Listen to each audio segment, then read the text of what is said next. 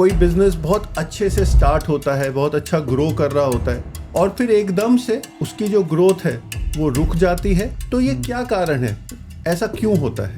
कोई भी फाउंडर है, उसको 3 लोगों से ज्यादा लोग रिपोर्ट कर रहे हैं, तो बिजनेस कभी भी बड़ा बिजनेस नहीं बन सकता। क्या आपको कभी ऐसा लगता है कि समस्या बिजनेस में या टीम में नहीं है, समस्या कई बार फाउंडर में ही है? क्योंकि 99.99% startups in India, I am very sorry to say that, they don't have a proper org structure. मुझ में जो कुछ अच्छा है सब तेरा है, मेरा जितना चर्चा है सब तेरा है।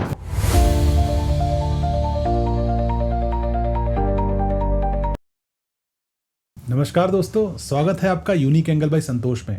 आज हम एक नई सीरीज की शुरुआत करने वाले हैं जिसका नाम है missing x, what's missing in your businesses growth. और इसमें हम जानेंगे कि वो कौन कौन से एक्स फैक्टर्स हैं जो आपके बिजनेस को आगे जाने में रोकते हैं, और बिजनेस में होते तो हैं लेकिन हम उन्हें अक्सर नजरअंदाज कर देते हैं। आज हमारे साथ में है को होस्ट के रूप में कर्नल गौरव भाटिया सर, जो फाउंडर लेवल के वही सवाल उठाएंगे जो अक्सर फाउंडर्स अपने बिजनेस ग्रोथ में फेस करते हैं। Welcome to the show sir. Thank you very much, Santosh. I am back like the bad penny, again sitting in front of you, hoping to, deliver some pearls of wisdom which will be of use to the general public. Thank you Sure, very sir. much for having me here. या thank you so much sir for coming sir. तो sir इसकी सबसे पहले हमसे शुरुआत करेंगे, ये show के बारे में बताइए सर थोड़ा सा, कि ये शो एक्चुअली हम लोग इस डिसीजन में पहुंचे कैसे। This is for the public who is watching us and to our listeners. पिछले हफ्ते we were discussing what my journey has been about my growth and my evolution as a person, and we came to the decision that my evolution as an individual has primarily been because of education, and a part of that education was done here in Lucknow at the Indian Institute of Management, where I was a student for about a year doing the executive MBA. Sir तो उस जो पढ़ाई हमने उस समय की थी, sir उसमें एक कई बार बात होती थी कि why is one business successful and the other business is not as successful, whereas both businesses are being run by equally capable founders. Yes yes The decision that we came to after a lot of a debate was that there is an X factor which the successful founder possesses, and that X factor is lacking in the business that is not flourishing. The decision of doing this series actually stems from there, and we wish to talk to each other and derive as to what that X is. Yes sir, thank you so much sir, and we hope we'll be able to find out that X that we have been finding out since our childhood days. You are actually reminding me of my school days in St. Francis. I studied here in Lucknow in St. Francis College, and we were taught maths by Mr. Brito. Okay sir. And वो जब भी कोई equation लिखते थे तो x की value हमेशा change हो जाती थी। Right right. So x + 2x is equal to something. So उसमें कभी वो x 7 निकलता था, कभी x 12 हो जाता था, कभी 4 हो जाता था। So x has always been a mercurial property sir, and that x is what we need to decide, define and inform the founders who are struggling to find that X. Santosh ji, ये बताइए कि आपने इतने सारे जो बिजनेसेस स्टार्ट किए, उनको flourish किया, and they are doing very well for themselves individually as individual efforts of your own doing. As a single founder you've done so much. Tell me, what is it that actually जो कोई business बहुत अच्छे से start होता है, बहुत अच्छा grow कर रहा होता है, और फिर एकदम से वो उसकी जो ग्रोथ है वो रुक जाती है या स्टंट हो जाती है, तो ये क्या कारण है? ऐसा क्यों होता है? सर अगर हम इसको थोड़ा सा नॉर्मल तरीके से समझे ना तो बिजनेस कभी भी रुकता नहीं है सर। हमें ऐसा लगता है कि बिजनेस स्टक हो गया, और वो ऐसा क्यों होता है? क्योंकि जब सर हम कोई बिजनेस स्टार्ट करते हैं, कोई भी बिजनेस हो, आईटी का हो, फार्मा का हो, या किसी भी सेक्टर का बिजनेस हो, तो स्टार्टिंग में फाउंडर्स क्या करते हैं ना, अपनी जी जान लगा देते हैं बिजनेस स्टार्ट करने में। ओके। उसके बाद क्या करते हैं, धीरे धीरे वो टीम बिल्ड करते हैं, है ना, टीम बिल्ड करते रहते हैं, लेकिन उनका इन्वॉल्वमेंट जो होता है वो बना रहता है। ओके। उसके बाद क्या होते हैं, वो फोकस उनकी पैसे पे हो जाती है, रेवेन्यू पे हो जाती है, फोकस शिफ्ट होता है। बट जो उनका बैकएंड है जिससे बिजनेस चल रहा है, मतलब उनकी प्रोसेस, है ना, उनकी जो उनके एक्स फैक्टर्स हैं, ओके, वो उस पर ध्यान नहीं दे पाते। वो यूजुअली क्या करते हैं, और बिजनेस आए और पैसा आए, उस पर तो फोकस करते हैं, सेल्स बढ़ जाती है, और इसीलिए वो जाकर एक फेज में अटक जाते हैं। मैं आपको एक सिंपल सा एग्जांपल दूंगा सर। हमारा बिजनेस है अनलिस्टेड जोन, उसमें सर हम लोग कर रहे थे अप्रॉक्सीमेटली 1 करोड़ का GMV पर मंथ का। 1 करोड़ हमारे पास उस समय आ रहा था सर। ओके। तो उस समय क्या हुआ कि हमारी ग्रोथ हमें लगा सर कि स्टैग्नेंट हो गई है और इससे ज्यादा हम नहीं कर पा रहे हैं। एक्चुअली क्या था कि वही बंदे थे, 12-14 लोगों की टीम थी, वो बिजनेस कर रहे थे। आज सर हम लोग क्लोज टू 180 करोड़ कर रहे हैं सर पर मंथ का। ओके। ऑलमोस्ट सेम टीम है, लेकिन चेंज क्या हुआ सर? चेंज वहां पर हुआ हमारे सिस्टम्स। हमने अपने सिस्टम्स को अपग्रेड किया, ऑटोमेशंस लेके आए। तो एक जो को फाउंडर है, ऑब्वियसली एक टीम में, जो मैं मतलब सबको रिकमेंड भी करता हूँ, जो हमारे पास आते हैं सर, कई सारे कंसल्टिंग क्लाइंट्स भी हमारे हैं, हमारे पास आते हैं, मैं हमेशा बोलता हूँ सर कि आपकी टीम में कोई ना कोई एक टॉप मैनेजमेंट में ऐसा बंदा होना चाहिए जो हमेशा ये चेक करता रहे कि क्या हम नए सिस्टम्स ला सकते हैं, क्या हम नई प्रोसेसेस ला सकते हैं जहाँ से स्केलेबिलिटी बढ़े और जहाँ से जो ह्यूमन इंटरवेंशन है वो कम से कम हो जाए सर। तो अगर वो चीज़ें नहीं होती हैं सर, तो आपको लगता है ग्रोथ स्टक हो गई। अगर मैं आपकी बात सही समझ रहा हूं तो हम जिसको हसल कहते हैं सर, हसल का फायदा नहीं है सर, सिस्टम्स का फायदा है। बिल्कुल सर, बिल्कुल। और ये एक जो आपने बात की सीलिंग की, या इनविजिबल सीलिंग, जिसकी वजह से प्लेटो हो जाता है सर, अपना सर, ग्रोथ, यस सर, उसकी तरफ हमें शायद थोड़ा, या फाउंडर को थोड़ा और ध्यान देना पड़ेगा। बिल्कुल, बिल्कुल सर, ठीक, बिल्कुल, very good, that's a very valid point. And let us move on to the next question. आपने 3-4 बिजनेस शुरू किए, उनको ग्रो किया। क्या आपको कभी ऐसा लगता है कि समस्या बिजनेस में या टीम में नहीं है, समस्या कई बार फाउंडर में ही है? बिल्कुल सर। फाउंडर की ही अपनी कुछ है समस्या, जिसकी वजह से वो ग्रोथ को हैम्पर कर रहे हैं। सर ऐसा एक्चुअली क्या सर कई बार होता है, most of the businesses fail because their founders don't have that kind of mindset. Problem sir idea की नहीं होती, प्रॉब्लम सर बंदों की नहीं होती कि आपकी टीम कैसी है, प्रॉब्लम 90% पैसे की भी नहीं होती। हम लोग अक्सर सोचते हैं मैं फंडिंग नहीं मिली तो नहीं चलेगा, ये ऐसे बिजनेस चल रहा है, इसमें बंदे हमें नहीं मिल रहे, नहीं चलेगा। नहीं सर, प्रॉब्लम होती है फाउंडर के माइंडसेट की। वो कैसे होती है मैं बताता हूँ सर। एक्चुअली क्या होता है ना, फाउंडर्स को जो अक्सर हमारे पास जो एंट्री लेवल बंदे आते हैं, इनकी टीम साइज 5-10 लोगों का है, उनकी सर जो ग्रोथ है या जो उनका माइंडसेट है वो किस पे डिपेंड रहता है कि हर चीज़ उन्हें खुद करनी है, हर चीज़ का डिसीजन उन्हें खुद लेना है। और जब तक सर ये माइंडसेट, एक्चुअली नॉर्मल स्टार्टअप्स में सर और सक्सेसफुल स्टार्टअप्स में यही फर्क होता है सर कि जब आप सारे डिसीजंस खुद ले रहे हो जी, तो आप खुद सोचिए दिन में कितने डिसीजन ले पाओगे आप। करेक्ट। हर जगह कितने सही होंगे, कितने सही होंगे। हाँ। कब कोई बोलने वाला ही नहीं है आपके पास में, तो आप तो डिसीजन लेते रहोगे। करेक्ट है ना। आप टीम पूरा वेट कर रही है, छोटी से छोटी चीज का, छोटी छोटी क्लियरेंस का टीम वेट कर रही है जी। उस टाइम पे सर फाउंडर का जो माइंडसेट है वो सबसे पहला जो मैं फील करता हूं कि सबसे पहले उसकी टीम में, को फाउंडिंग टीम में या उसकी टॉप मैनेजमेंट टीम में ऐसे ट्रस्टवर्दी बंदे होने चाहिए जो उसके बिहाफ पे डेली रूटीन के डिसीजंस ले सकें। ठीक। सेकंड चीज़ क्या होती है सर कि एक बड़े समझदार व्यक्ति से सर हमारे साथ उन्होंने काम किया, काफ़ी, जर्मनी के थे वो, टिम नाम है उनका।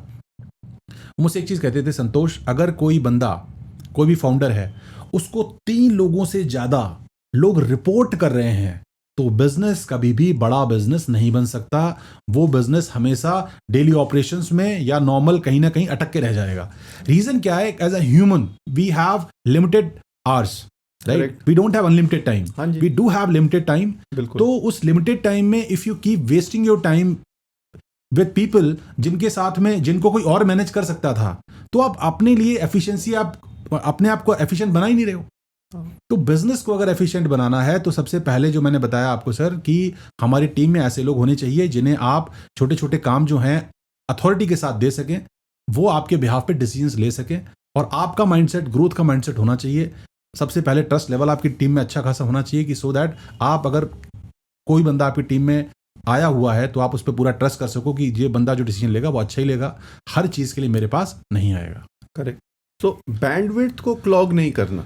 यस, क्योंकि अगर बैंडविड्थ आपकी क्लॉग हो गई तो आप डिसीजंस वैसे नहीं ले पाएंगे जैसे एक्चुअली आपको लेने चाहिए। सर और ये तभी हो पाएगा जब आप अपना जो सिस्टम है या जो हायरार्की है उसको डिसेंट्रलाइज कर देंगे। बिल्कुल सर, बिल्कुल। क्योंकि आपने जब अपना एम्प्लॉय चुनना है तो उसके ऊपर आपको ध्यान देना है कि कैसा आपने अपना कलीग या अपना एम्प्लॉय चुना है, ताकि उसके ऊपर आप डिपेंड कर सकें और उसके जो डिसीजंस हैं they should find resonance with the founders decision. True sir, true. So अगर आपने उसको अच्छे से ट्रेन किया है, अगर आपने उसको अच्छे से उसकी तरबियत दी है उसको, और उसको अपना ब्रॉड माइंडसेट या ब्रॉड मैक्रो प्लान बताया है सर, और अगर वो अच्छा एम्प्लॉय है तो अमूमन वो वैसा ही डिसीजन लेगा जैसा आप लेते, लेकिन आपको इस बात का विश्वास होना चाहिए कि ये वो डिसीजन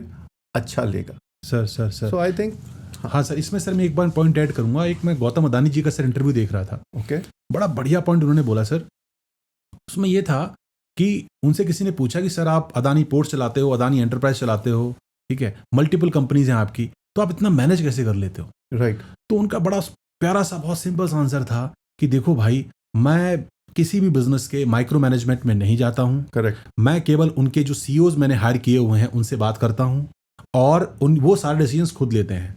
तो मेरा काम क्या है? मेरा काम तो क्या है, सबसे पहले ऐसे सीईओज लेके आना जिनको मैं भरोसा कर सकूं, जो कैपेबल हों, जिनके पास वो स्किल सेट हो, जो टीम को टीम समझें और अपने हिसाब से काम कर सकें। मेरा काम होता है सिर्फ फंड मैनेजमेंट करने का, बड़े स्ट्रैटेजिक डिसीजंस लेने का कि अगर मुझे आज ईरान में जो हमारा पोर्ट बन रहा है उस पर अगर हमें काम करना है तो हमें क्या डिसीजन, स्ट्रैटेजिक डिसीजन लेने चाहिए, गवर्नमेंट के साथ हमें क्या काम करना चाहिए। कहने का मतलब है जो पूरे ऑर्गेनाइजेशन को जो डिसीजंस इंपैक्ट करते हैं वो तो मैं लूंगा या लोगों की सहमति से लूंगा, लेकिन अदानी पोर्ट में, अदानी एंटरप्राइज में पर्टिकुलरली कोई डिसीजन चल रहा है उसमें मुझे डे टू डे बेसिस पे मेरा कोई इंटरफेरेंस नहीं होता है। बिल्कुल सही।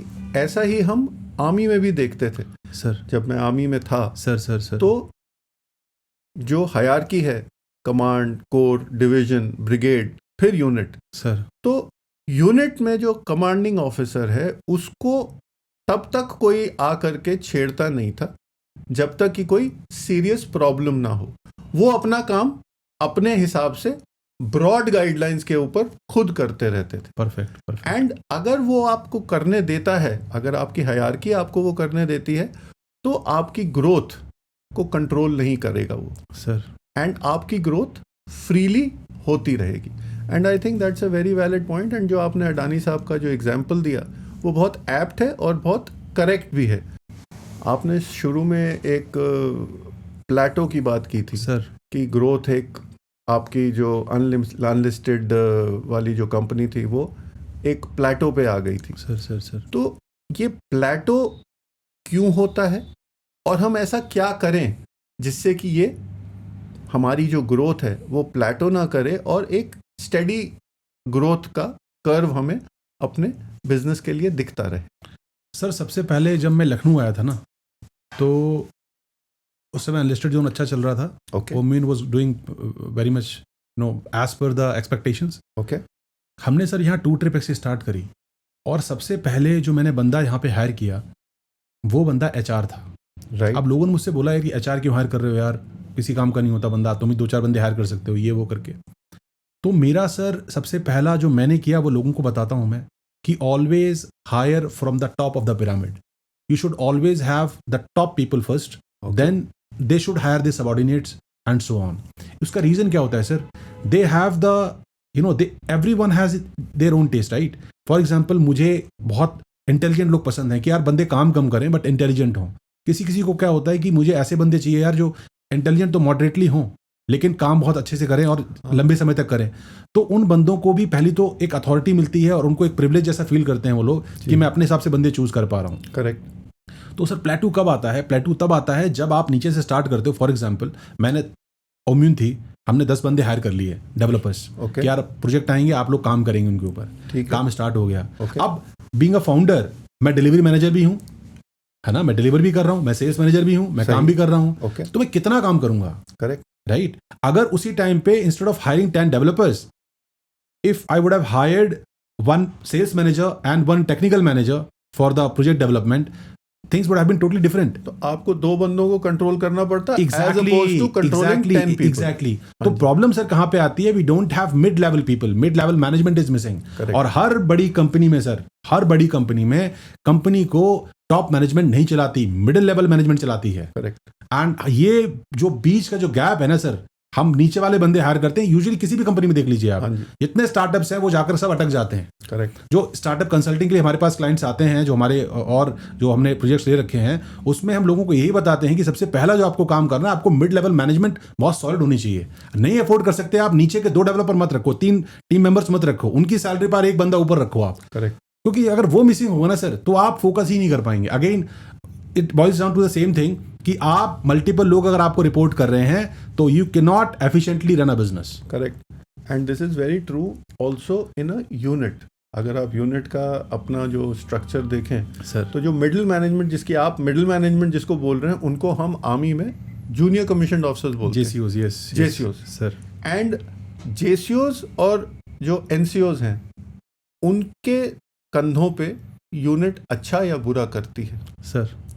सो ऑफिसर्स जहाँ ज़रूरी हैं स्ट्रैटेजिक डिसीजंस के लिए, ठीक है, ऑफिसर्स हैं, लेकिन अगर एक यूनिट का आप कच्चा चिट्ठा देखेंगे तो एनसीओज तकरीबन 600 हैं सर. मिडिल मैनेजमेंट के जेसीओज तकरीबन 50-55 हैं सर. और ऑफिसर्स केवल 20 हैं. सो हायरार्की का जो पिरामिड है वो बिल्कुल वैसा ही है जैसा आपने अभी बताया है. सर. सर. और अगर वो मिडिल वाला हिस्सा हम हटा दें सर, तो फिर पूरा का पूरा पिरामिड कोलैप्स करने की कगार पे आ जाएगा. Sir. Sir. Sir. Sir. Very good. मेरा अगला सवाल हायरिंग के ऊपर है, क्योंकि आपने हायरिंग की बात की. सर. सर. सर. तो कई दफ़ा हम देखते हैं कि फाउंडर्स ग्रोथ के लिए लोग हायर करना शुरू कर देते हैं. Sir. Mass hiring. Sir. You know, hotel में उन्होंने एक वॉक इन इंटरव्यू कर लिया और शाम तक 200 आदमी आपने अपनी टीम में डाल लिए. क्या ये करना उचित रहता है या इसमें हमें कुछ थोड़ा और तरीके से इसको सोचना चाहिए? सर देखिए, मास हायरिंग कभी भी बुरी नहीं होती, प्रोवाइडेड आपके पास अगेन मिड लेवल मैनेजर्स हैं जो उन मास हायरिंग को मैनेज कर सकें. यस. अब प्रॉब्लम कहाँ पे आती है सर? मैंने एक बिजनेस स्टार्ट किया, फॉर एग्जांपल रियल एस्टेट का बिजनेस ले लेता हूँ. मैंने कहा यार कि मेरे पास I am a very good internet marketer, so I will get tons of leads per day. Okay. अब उसमें केस में क्या होगा कि I just need to fight sales people, right, भैया उनको मैनेज कर सके. राइट. बहुत आसान सा लगा मुझे बिजनेस, और हमने 50 लोगों को हायर कर लिया, जिनकी 500 लीड आ रही हैं, अब बिजनेस सही चल रहा है. ये मैंने एज्यूम किया था. करेक्ट. बट आप एक बात बताइए सर, 500 लीड आ रही है, उसमें कुछ कन्वर्ट भी हो रही होंगी भाई, कन्वर्जन्स भी हो रहे होंगे, उनको डिलीवरी भी तो देनी है. यहाँ स्कैम थोड़ी खोलना है सर जी. तो जब आप मास हायरिंग करते हैं, इन्फोसिस भी हायर करती है सर, कैंपस प्लेसमेंट्स होते हैं, टीसीएस हायर करती है, बल्क में ही हायर करते हैं, but they have proper structure in place. हाँ जी. दे हैव ट्रेनर्स, सबसे पहले जो उनको प्रॉपर ट्रेनिंग देते हैं, उसके बाद उनके टेस्ट प्रोजेक्ट्स होते हैं कि भैया आप उन पर टेस्ट पे काम करना है. तो ये मास हायरिंग का कंसेप्ट या जो मतलब बल्क हायरिंग वाला जो काम है ना, ये वही ऑर्गेनाइजेशन कर सकते हैं जिनके पास प्रॉपर स्ट्रक्चरिंग है. और उसमें मैं रिकमेंड करना चाहता हूं लोगों को कि हायरिंग भी बहुत सबसे क्रूशियल पॉइंट होता है सर किसी ऑर्गेनाइजेशन को बिल्ड करने का. और हायरिंग हमेशा रैंडम फेस वैल्यू पे नहीं करनी चाहिए कि आपने उठाया कि भैया मुझे 10 बंदे चाहिए मुझे, तो 10 बंदे मैंने उठा के रख लिया आकर के. नहीं, सबसे पहले आपको डिसाइड करना चाहिए कि एक्चुअली आपको कितने लोगों की ज़रूरत है. तो सर ये जो स्टार्टिंग होती है ना हमारी, गड़बड़ यही हो जाती है. करेक्ट. सबसे पहला रूल बिजनेस का, hire from the top. Second golden rule, always have org structure in place. Correct. Then who will manage what? If you have that org structure in place, हाँ जी. you will not go wrong with hirings. You will always hire apt people because you know this is a particular place for which I need to hire a particular guy. Correct. And these are the skill sets required for this position. हाँ जी. And इतना experience चलेगा इसको, because of my previous experience. अगर इतना experience में होगा तो he'll manage that. वहां से आपके पास में कभी भी आप उस टसल में नहीं आओगे सर कि आपके पास बंदे ज्यादा हो गए, अब काम नहीं है, काम है तो बंदे नहीं है. Correct. वो सबसे बड़ा जो बॉटल नेक बनता है जाकर बिजनेस का, वो यही बनता है जाकर के. तो उस केस में अगर आपके पास ऑर्ग स्ट्रक्चर है, क्योंकि 99.99% startups in India, I am very sorry to say that, they don't have a proper org structure. Right. वो रैंडम हायर कर लेते हैं, यार एक एचआर चाहिए, एचआर हायर कर लो, एक और एचआर हायर कर लो। अब उन दोनों एचआर के बीच में ऑर्ग स्ट्रक्चर नहीं है, पता ही नहीं है कि रोल्स एंड रिस्पॉन्सिबिलिटी क्लियर कहाँ पे होंगी। तो number 1 learning for the day, आपको टॉप से हायर करना है। नंबर 2 ऑर्ग स्ट्रक्चर आपको डिसाइड करना है आपके बिजनेस के हिसाब से, और स्केलेबल ऑब्वियसली वर्टिकल हॉरिजॉन्टली होना चाहिए। थर्ड नंबर पे sir, you should have proper JDs, job descriptions होने चाहिए कि किस बंदे को आप हायर करने वाले हो। और वो करेगा क्या? बिल्कुल करेक्ट।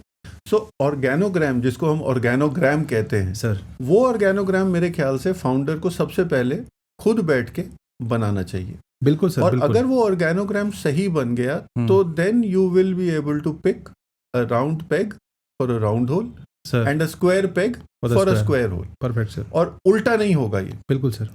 सो फाउंडर्स कई बार बहुत बिजी दिखते हैं। सर, फाउंडर सुबह से लेके शाम तक zoom call, meeting, phone call, तो क्या बिजी होना इज इक्वल टू सक्सेसफुल होना? Do you think that actually translates to that? नहीं सर, बिल्कुल नहीं। मैं बताता हूँ सर, इसका एग्जांपल साफ साफ देता हूँ। मैं बहुत बड़ा सर अभी तक सक्सेसफुल मैं अपने आप को नहीं मानता, बट हाँ इतना जरूर मानता हूँ कि यार मतलब I am better than most of the cofounders और फाउंडर्स। रीजन क्या है? I agree. I am getting my time to serve society. I am giving back through these podcast in whatever ways I can. हाँ जी। अगर sir मैं business हमारा चाहे unlisted zone हो, उसमें सर अगेन मैं थैंक्स बोलना चाहूँगा दिनेश गुप्ता एंड उमेश पालीवाल जी को, जो हमारे को फाउंडर्स हैं। वो डे टू जो ऑपरेशंस होते हैं वो मैनेज करते हैं। करेक्ट। मैं केवल स्ट्रेटजी गाइडेंस देता हूँ सर, और जो हमारे क्रूशियल डिसीजंस होते हैं वो लेता हूँ। Okay. Again two trip X, one of the startups जहाँ पर हम spiritual tourism we are picking up, I mean very fast. और अभी we are having a good market share in spiritual sectors. We are beating up, I mean जो top जो हैं competitors हैं उनको भी कई सेक्टर्स में। ठीक। उसके बावजूद सर मुझे टाइम मिलता है, because I strategise on these lines कि यार मेरा जो प्राइम फोकस होता है दैट इज कि एक राइट बंदा लो, उसको राइट काम दो, right. And you should know यार कि आपकी वैल्यू कहाँ पे है। The day you define your value you will not waste your time. होता है सर, मेरे साथ भी कई बार होता है कि आई ऑल्सो थिंक कि यार मैं ये भी काम कर तो बहुत कुछ सकता हूँ मैं, भाई मैं मूंगफली बेच के पैसा कमा सकता हूँ, थोड़ी मूंगफली बेचूंगा जाकर के। I value my time. उसी प्रकार से अगर एक फाउंडर को फाउंडर ये मानता है कि यार पर्टिकुलरली मेरा ये काम है और इस काम की सही वैल्यू है, तभी उसको वो काम करना चाहिए। अदरवाइज वो दिखेगा तो बिजी, बिकॉज वो माइक्रो मैनेज कर रहा होगा। करेक्ट। बट हमारे ऑफिस में जैसे हमारे पास 3 फ्लोर हैं सर, तो हमारे पास 2 ऑफिस बॉयज हैं। We take support from 2 boys. Okay. Reason क्या होता है सर, किसी को ओवरलोड नहीं करते, और हमें पता है कि बैकअप में भी एक बंदा है। इंस्टेड ऑफ किसी को बुलाना है, मैं खुद जाके बुला रहा हूँ या कर रहा हूँ, तो आई will get more time, I will be more free. तो वो आपको मैनेज करना पड़ता है। आप अगर खुद की प्लानिंग कर रहे हो सर, सक्सेसफुल बिजनेसेस केवल एक चीज करते हैं, उनके फाउंडर्स अपना टाइम बहुत प्रॉपरली मैनेज करते हैं। अगर if you don't manage your time properly sir, मेरा दिन का स्टार्टिंग का आपको थोड़ा बहुत आइडिया लग गया होगा सर कि मॉर्निंग में जब मैं कम्युनिकेशन स्टार्ट करता हूँ, I start my day at 4:35 और 7 साढ़े 7 तक सिर्फ प्लानिंग चल रही होती है, और 2.5 घंटे में पूरा दिन सेट कर देता हूँ मैं, मुझे करना क्या, कहाँ, मेरे से कोई नहीं कर सकता, आपने मुझे कॉल नहीं किया था, मुझे ये नहीं किया था। जो इंपॉर्टेंट चीजें हैं, I take those things on priority. Right. So this is how you should start your day, this is how you should plan your day और प्लान योर लाइफ। अगर फाउंडर की लाइफ प्लान है ना sir, उसके सारे startups properly काम करेंगे और अच्छे से काम करेंगे, एफिशिएंटली काम करेंगे। So time is money. Yes.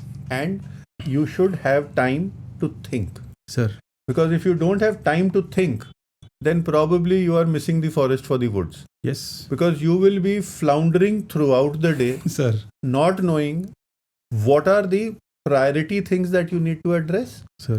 And there is a very nice infographic that I remember. What is urgent? Sir. What is important? Sir. What is not urgent? And what is not important? Yes, yes. So अगर आप इन चारों quadrants को सही तरीके से prioritise कर लें अपने दिन में सर, और सारा कुछ खुद करने की जिद ना करें सर, डेलीगेट कर दें सर। सो जो नॉट इम्पॉर्टेंट और नॉट अर्जेंट है उसको आप डेलीगेट कर दें सर। जो इम्पॉर्टेंट और अर्जेंट है उसको आप खुद हैंडल करें, then probably time will actually mean money. Yes, for a founder like you, sir. And I'm very glad to know about the tour trip success story. tell us something more about Tour Trip and where exactly are you focusing on currently?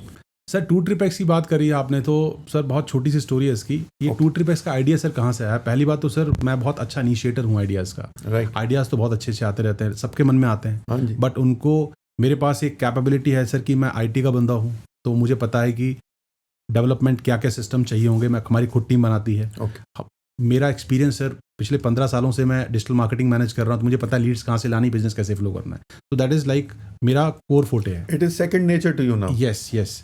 तो sir उस time पे क्या हुआ कि जब Covid आया था, बहुत बहुत फ्रीक्वेंटली मैं वृंदावन ट्रैवल करता था। तो जब वृंदावन गया सर, तो मुझे वहाँ पे समझ में आया कि यार साउथ इंडियंस के साथ में थोड़ा सा मतलब उनको समझ में नहीं आता, कन्फ्यूजन की वजह से ना उनके साथ बहुत दिक्कतें फेस हो रही हैं उनको। वहाँ जो पिलग्रिमेज आते हैं दिक्कत हो रही है उनको। तो फिर दिमाग में आइडिया आया कि यार वृंदावन मथुरा.com से हमने एक वेबसाइट बनाई। तो वेबसाइट बनाने के बाद सर वहाँ से लीड वगैरह स्टार्ट होंगे, बिजनेस स्टार्ट हो गया आना। ओके। फिर हमने तब तक जब तक वो पिकअप करा तब तक यहाँ राम मंदिर इनॉग्रेट हो गया। फिर हमारा ये सेक्टर ओपन हो गया जी, जो जहाँ पर राम मंदिर हो गया और वाराणसी अयोध्या हो गया। तो मतलब ये सारी अयोध्या की बात कर रहे हैं sir Ayodhya Varanasi sector start हो गया जी। उसके थोड़े दिन के बाद सर चारधाम स्टार्ट हुआ। तो चारधाम में वो सेम प्रॉब्लम आ रही थी, तो हमने इस पे काम करना स्टार्ट कर दिया। तो स्पिरिचुअल टूरिज्म में हमारे पास अच्छी खासी ग्रिप बन गई। और मतलब हमारे को फाउंडर उत्कर्ष चौहान है सर, वो भी बहुत अच्छा मेहनत से काम करते हैं। तो इसीलिए मैं सर आपके साथ बैठ के ये डिस्कस कर पा रहा हूँ। तो वरना वहाँ सिर खपा रहे होते अभी। Sir delegation, it's all about delegation. Correct. हाँ, और सर एक छोटी सी चीज़ मैं यहाँ ऐड और करूँगा। कई बार क्या होता है ना, आपको सपोर्टिंग हैंड्स, आपको लगेगा इनिशियली कि यार मैं पैसा खर्च कर रहा हूँ, मेरा टाइम वेस्ट हो रहा है। ठीक है, मैं ये कर सकता हूँ, लेकिन मैं मतलब ये क्यों कि हाँ पैसा वेस्ट क्यों करूं? पैसा मेरे पास भी बहुत अनाप शनाप तो नहीं है सर, लिमिटेड सबके पास होता है, राइट। लेकिन उस पैसे को फॉर एग्जांपल अभी हमने एक ड्राइवर भैया को हायर किया है, वो भी आर्मी से ही है सर। ठीक है, तो 25,000 सैलरी भी उनकी दे रही है। एक मतलब एक, और उनको सैलरी हाँ 10-12 हज़ार के मिल जाते हैं, लेकिन 25,000 सैलरी देने का एक मीनिंग है सर। पहले तो उनको रिस्पेक्ट है कि भैया इन आर्मी में काम किया है। और मैं इतना ग्लैड हूँ सर कि उन्होंने आर्मी चीफ की गाड़ी भी चलाई है, एयरफोर्स चीफ की गाड़ी चलाई है। तो मुझे प्रिविलेज फील होता है कि उनके साथ समझदार इंसान के साथ बैठा हुआ हूँ। कई बार सर यहाँ मिस्टेक कर जाते हैं कि हम कंजूसी करते हैं उस बंदे को पैसे देने में जो बंदा बहुत एक वैल्यू ऐड कर सकता है। अब उनके आने से सर फायदा क्या हुआ कि ऑफिस में एलओ का काम भी करते हैं हमारे, वो इतने छोटे मोटे जो भी वो मतलब टास्क होते हैं वो दिन के निपटा देते हैं। तो मैं 2 बंदे हायर करता, उसकी जगह एक स्मार्ट बंदा हायर कर लिया। This is how you start planning. जब आप माइक्रो मैनेजमेंट अगर आपको करना है तो कंपनी का मत करिए, अपनी लाइफ का करिए कि आप अपनी टाइम को कैसे ऑप्टिमाइज कर सकते हैं। और वहां से जब ऑप्टिमाइजेशन आप करते हैं ना, किस चीज को ज्यादा वैल्यू देनी है, किन रिलेशंस को ज्यादा वैल्यू देनी है, तो आप ज्यादा अच्छा कर पाते हैं, आपका बिजनेस ज्यादा अच्छा कर पाता है। एक बहुत अक्लमंद मेरे सीईओ साहब थे, उन्होंने एक बार बोला मुझे कि गौरव, छोटी बात पे मात नहीं खानी सर, बड़ी बात पे तो आदमी कई बार धोखा खा जाता है। हम छोटी बात पे क्यों मात खाएं? जैसे आपने बोला कि आपने 2 बंदों का काम एक बंदे से, अच्छे एक बंदे को हायर करके आप उससे 2 लोगों का टास्किंग उसको दे सकते हैं, because he is capable and he is being optimally utilized. So optimal utilization probably is the key word for a founder and for any organization that founder heads. आपने जैसे बोला कि अनलिस्टेड जोन शुरू किया, फिर टूर ट्रिप शुरू किया, फिर अभी हम और मिसिंग एक्स की बात कर रहे हैं या यूनिक एंगल बाय संतोष की बात कर रहे हैं। तो क्या आपको लगता है कि फोकस डाइल्यूट हो रहा है आपका इतनी सारी चीज़ों में? आप अपने आप को probably मैं सवाल दोबारा वही पूछ रहा हूँ, लेकिन I want you to evaluate this. And एक बार आपने कहा कि आपको फोकस होना चाहिए, अब आप ये बोल रहे हैं कि मैं बहुत सारी चीज़ें कर रहा हूँ लेकिन फिर भी वो सारी चीज़ें सक्सेसफुली कर रहा हूँ। तो ये फोकस डाइल्यूशन और फोकस का क्या खेल है? सर इसमें बताता हूँ। एक छोटा सा एग्जांपल है कि अगर एक बड़े अदानी साहब हैं, गौतम अदानी साहब, उन्हें अगर 10 कंपनियां स्टार्ट करी हैं सर, उनका फोकस तो लॉस नहीं हुआ है ना। उसी प्रकार लोग मुझसे पूछते हैं यार तू क्या क्या करेगा? भाई मैं वो सब करूँगा जो मैं कर सकता हूँ। करेक्ट। मेरा सर टारगेट बहुत सिंपल होता है, आपको एक बिजनेस देखना है, आपको उसको समझना है। फॉर एग्जाम्पल अनलिस्टेड ने स्टार्ट किया, समझा, उसको स्टार्ट करने में जितना एनर्जी लगानी थी लगा दी। उसके बाद अब मेरा काम वहाँ ख़त्म हो चुका है, बिकॉज वो चीज़ें ऑटो पायलट पे आ चुकी हैं। अब सारे डिसीजंस मैं कभी भी दिनेश गुप्ता जी से, उमेश पालीवाल जी से ये नहीं पूछता कि बिजनेस में आज कितना टर्नओवर हुआ, कहाँ पे क्या हुआ, कौन सी ट्रेड्स ली, क्या कर रहे हैं। यार आप सोचिए 1000-1200 करोड़ का ऊपर का धंधा कर रहे हैं आप साल का, but you are not bothered because money is something जहां मुझे मजा ही नहीं आता साहब। करेक्ट। मुझे मजा आता है नए लोगों से बात करने में, नए आइडियाज पे काम करने में, क्योंकि मुझे वो किक देता है सर। हर आदमी की अपनी अपनी किक होती है। हाँ। अब सेकेंडली मैंने 2Trip X पे स्टार्ट किया काम करना, उसको अच्छे से स्ट्रीमलाइन कर दिया, सारी प्रोसेस सेट कर दी कि जो बंदा आ रहा है। सबसे बड़ी प्रॉब्लम सर 2Trip X में एक और बताता हूँ आपको। इंडिया में सर क्या होता है, लोग ऑनलाइन बुकिंग करने में सबसे ज़्यादा स्कैम्स हो रहे हैं, है ना। बहुत सारे लोगों को प्रॉब्लम हो रही है। अच्छा सर बहुत ज़्यादा दिक्कत हो रही है। केदारनाथ में साहब अगर आप हेलीकॉप्टर बुक करते हैं तो 3 या 4 पोर्टल्स हैं, बिकॉज हमारा जो एक हिमालयन हेली करके कंपनी है, हमारे साथ आईपी वगैरह में भी काम कर रहे हैं वो, राइट। वो प्रोवाइड कराते हैं, हेलीकॉप्टर सर्विस दे रहे हैं। तो उनके जब को फाउंडर से मिला मैं जाकर के, अभी दिल्ली गया था मैं जी, तब उन्होंने बताया कि साहब हमारे नाम से 15 लोग और ऐड चला देते हैं, उनके पास लीड आ जाती है और पैसे लेके बैठ जाते हैं, सर्विस मिलती नहीं है उनको। स्कैम्स ऑनलाइन तो हर जगह हो रहे हैं। तो इस चीज़ पे सर 2Trip X ने बहुत मतलब एक मेरे लिए गौरव की बात है कि हमने काफ़ी कंट्रोल किया। एटलीस्ट जो लोग जेन्युइनली चारधाम करना चाहते थे उनको प्रॉपरली हमने वहाँ पर उनके, अगर हम पैकेज लेते हैं तो सर्विस भी प्रोवाइड कराते हैं सर। बहुत खुशी की बात है हमारी, ऑर्गेनिकली सर और विदाउट एनी एड्स फेसबुक पे सर हमारे कल 1 लाख सब्सक्राइबर पूरे हुए।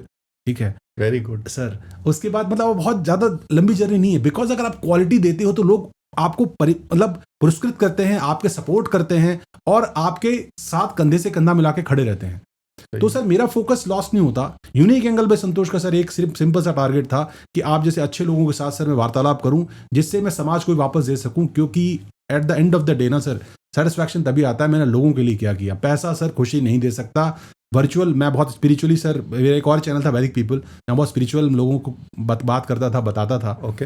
लेकिन आज सर मेरा फोकस हो चुका है कि जो जिनको स्पिरिचुअल ज्ञान चाहिए वो एक लिमिटेड अमाउंट में डेली लाइफ में उनको कैसे वो इम्प्लीमेंट कर सकते हैं, वो सारी चीज़ें इस चैनल पे सर लोगों के साथ मैं शेयर करता हूँ। Okay. कोशिश करता हूँ जो मेरे पास जो कुछ भी अच्छा है, मुझ में जो कुछ अच्छा है सब तेरा है, मेरा जितना चर्चा है सब तेरा है, इस भावना से सर काम कर रहे हैं। तो सर टाइम की कोई कमी नहीं है और सर प्रोत्साहन की कोई कमी नहीं है, तो वो चल रहा है। ठीक है। वो एक भजन भी है इस तरह का कि काम आप करते हो तुम कन्हैया, मेरा नाम हो रहा है। Sir sir sir sir So, ये हमने पहले भी एक बार बात की थी कि being grateful and having gratitude towards that almighty sir sir sir makes the almighty hold your back sir sir sir always। Sir, मैंने सर, हमेशा ये देखा है सर सर कि सर, अगर आप उसमें उस मतलब उस जो भी उसको नाम आप देना चाहें, पावर कोई भी हो सकती है, सर, सर, सर, लेकिन अगर उसमें आप विश्वास करते हैं कि ये मेरा हित चाहते हैं, तो आपका अनहित हो ही नहीं सकता। So this I think is a good lesson for everybody. Sir एक फाउंडर के लिए मैं एक और चीज़ बताना चाहूँगा सर। आप चाहे गौतम अदानी जी को देख लीजिए, चाहे मुकेश अंबानी जी को देख लीजिए, किसी भी फाउंडर को देख लीजिए सर, जो सक्सेसफुल हुआ है उस व्यक्ति को भगवान पे अटूट आस्था है, किसी भी धर्म के हों सर आप। क्योंकि विदाउट पावर, विदाउट सरेंडर ना, you will not get anything. ये सर मेरा पर्सनल ओपिनियन रहा है। जब तक ऑफिस आता हूँ सर, सबसे पहले राम जी को पुष्प चढ़ाता हूँ सर, आरती करता हूँ उनकी, उसके बाद बोलता हूँ प्रभु आपका दास आ गया, आपका सेवक आ गया, जो कुछ है आपका है, अब जैसे इच्छा वैसे करवाइए। और ट्रस्ट मी सर, कॉस्मोस फिर इंश्योर करता है मुझे कि without any issues my day passes. कोई मतलब भसड़ नहीं करती उसमें, और छोटी मोटी दिक्कतें आती हैं सर तो उसका सोल्यूशन भी सामने ही खड़ा होता है। बिल्कुल बिल्कुल। And solutions are there. मैं एक कई बार जब नया ऑफिस ऑक्यूपाई करता था, अब तो I am working from home, so मैं अपने ऑफिस में एक पोस्टर ज़रूर लगाता था, and that poster used to be behind my chair, on the wall behind my chair. उसके ऊपर लिखा हुआ था, it was a very very simple poster, are you here with the solution or are you part of the problem? Very nice, very nice. And उसके नीचे एक अलग poster था which said, बड़े बड़े अक्षरों में, the answer is yes।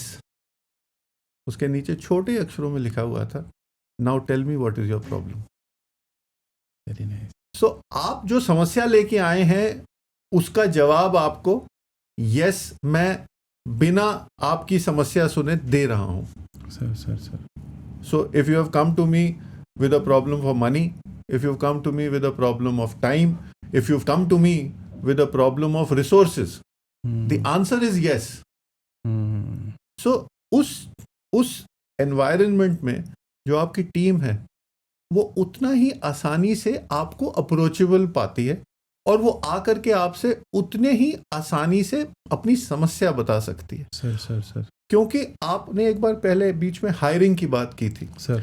सो अच्छी हायरिंग हो गई, अच्छा ऑर्गेनोग्राम बन गया, लेकिन अब इसके बावजूद कई बार सिस्टम्स प्लेस में नहीं होते और उसकी वजह से जो फाउंडर्स हैं उनको काम करने में और आगे बढ़ने में दिक्कत होती है। इसके बारे में कुछ बताइए सर। देखिए, सिस्टम्स क्या होते हैं, इवॉल्व करते हैं, हैबिट्स भी इवॉल्व करती हैं। राइट। आपको अगर टाइम मिलेगा, again coming back to the same thing, अगर आपके पास टाइम है, बैंडविड्थ है, आप कॉन्शियसली इन्वॉल्व हो किसी भी चीज़ में, आपके सामने जो घट रहा है ना, आप कॉन्शियसली, आपकी प्रेजेंस ऑफ माइंड है वहाँ पे, यार क्या चल रहा है, इसको बार बार दिक्कत क्यों आ रही है। आप माइक्रो मैनेजमेंट में मत जाइए, आप लोगों की बिहेवियर को समझिए कि उनको यार किस चीज़ में फ्रस्ट्रेशन हो रहा है, उनका टाइम कहाँ ज़्यादा जा रहा है। वहाँ से सिस्टम्स इवॉल्व होते हैं सर। राइट। और जब सिस्टम्स इवॉल्व होते हैं ना, तो जो रोज की प्रॉब्लम्स आ रही हैं वो सॉर्ट आउट हो जाती हैं। करेक्ट। तो और उस लेवल पे जब आप पहुंच जाते हैं ना सर, फिर आपको स्केलिंग आसान होती है, आपकी टीम की एफिशिएंसी बढ़ जाती है, पर पर्सन जो रेवेन्यू जनरेशन है वो बढ़ जाता है। Everything starts from there only. तो ये वैसा ही हो गया जैसे हम एलोपैथिक मेडिसिन और होम्योपैथिक मेडिसिन की जब कंपैरिजन करते हैं सर। तो homeopathic medicine is actually attacking the root problem, sir, root cause, sir. So you are saying that a founder should actually be like root cause homeopathic analysis. medicine. Yes. So RCA करना जरूरी है, root cause analysis करना जरूरी है, और RCA करने के बाद जब समस्या का समाधान आप करेंगे तो हमेशा समस्या का समाधान परमानेंट होगा, sir, as opposed to allopathic medicine which will subside the symptoms, but the root cause will remain same. Sir. So this is a very wonderful, thought that you've brought out, that organogram, hiring, systems, all of it has to travel hand in hand. Yes. एक पे focus करके दूसरे को neglect करके आप कहीं बढ़ नहीं सकते सर।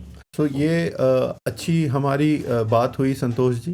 सर, अब आपने शुरू में जब बात शुरू की थी तो आपने कहा था कि मिसिंग एक्स के नाम से एक सीरीज आप करेंगे। सर, मैं और आप बात करेंगे। सर। तो आज तो एक इंट्रोडक्टरी टॉक है, इंट्रोडक्टरी हमारा फर्स्ट सेशन है मिसिंग एक्स का। सर। तो हमारे जो दर्शक हैं वो क्या एक्सपेक्ट कर सकते हैं आगे के एपिसोड्स में जो हम आगे लॉन्च करेंगे? सर, इसमें बहुत सारी चीज़ें हैं सर जो भी हम प्लान कर रहे हैं। फॉर एग्जांपल अगर बड़े लेवल पे जो एस्टेब्लिश बिजनेसेस हैं सर, उसमें क्या दिक्कत आती है, को फाउंडर के बीच में कन्फ्लिक्ट्स हो जाते हैं, तो उसको हम कैसे बच सकते हैं, उस पर कैसे काम कर सकते हैं। ठीक है, आपकी ग्रोथ कहीं स्टक हो गई है तो कौन कौन से पैरामीटर्स ऐसे हैं जहाँ पर आपको देखने की आवश्यकता पड़ती है।